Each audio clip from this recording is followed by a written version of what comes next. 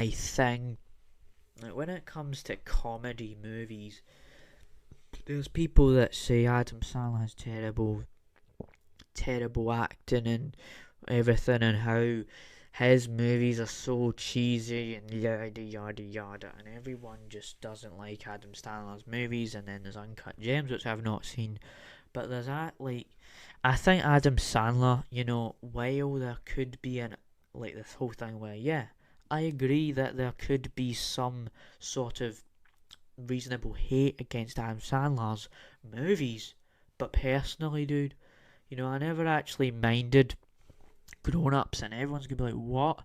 That movie is so bad and so cringy and everything." But I think I watched that a lot, and when it's the time when you want to find something else, something funny or whatever, something goofy to watch, Grown Ups, it's just about parents and kids and stuff, and it gets cheesy and blah blah blah blah blah blah blah blah. Yeah, dude.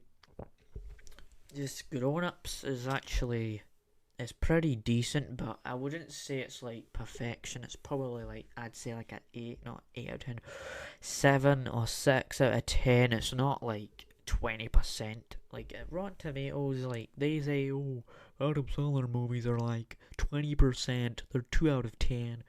Well, they're like 6 out of 10, right? They're not bad, but they're not good either.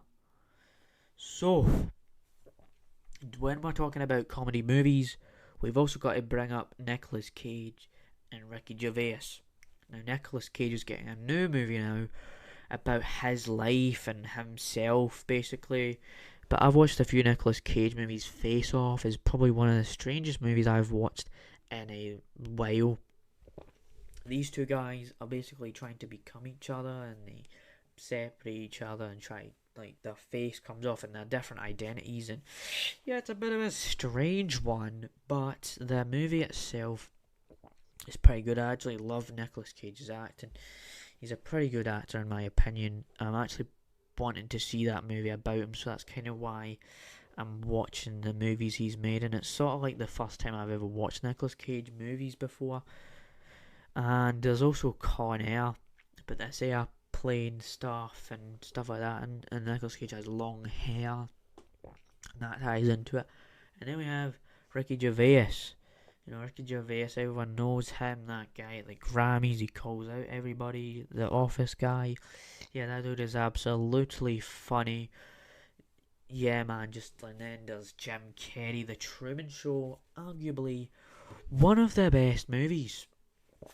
That whole idea where somebody's life is just a TV show, and then they find out this whole mystery of, oh, I realised that my life is a lie, and he sort of just man, Jim Carrey is very good, but Jim Carrey as the Riddler compared to Paul Dano in the Batman, and I just mentioned the Batman again, but sometimes I can't stop thinking about the movie. But Jim Carrey as the Riddler was probably one of the worst performances ever.